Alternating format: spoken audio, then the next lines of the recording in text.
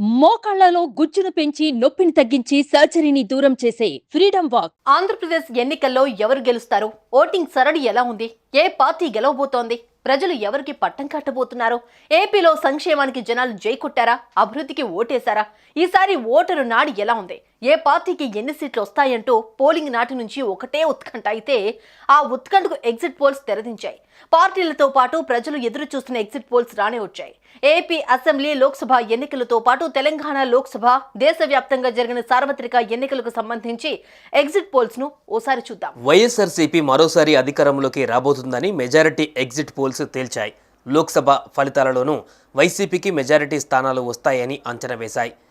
ప్రజా Chanakya exit polls ప్రకారం వైసీపీకి 110 నుంచి 120 సీట్లు, టీడీపీకి 55 నుంచి 65 సీట్లు వస్తాయని, కాంగ్రెస్ పార్టీ ఒక్క సీటు కూడా గెలవదని తెలిపింది. ఆత్మసాక్షి ఎస్ఈఎస్ ఎగ్జిట్ పోల్స్ ప్రకారం వైసీపీకి 98 నుంచి 116 సీట్లు, టీడీపీకి 59 నుంచి 77 సీట్లు, ఇతర పార్టీలు ఖాతా తెరవవని తెలిపింది. ఆపరేషన్ చాణక్య ఎగ్జిట్ పోల్స్ ప్రకారం వైసీపీకి 95 నుంచి 102 సీట్లు, టీడీపీకి 64 నుంచి 68 సీట్లు వస్తాయని అంచనా వేసింది. కాంగ్రెస్ పార్టీ ఖాతా తెరవదని పేర్కొంది.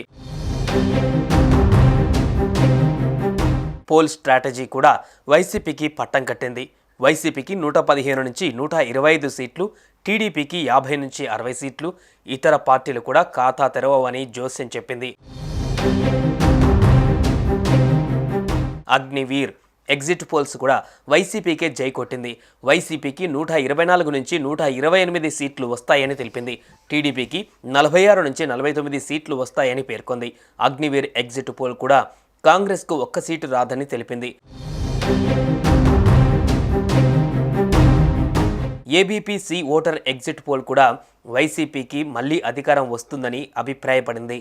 వైసీపీకి 97 నుంచి 108 సీట్లు, టీడీపీకి 67 నుంచి 78 సీట్లు వస్తాయని పేర్కొంది. ఇక కాంగ్రెస్కు డిపాజిట్లు దక్కవని అంచనా వేసింది.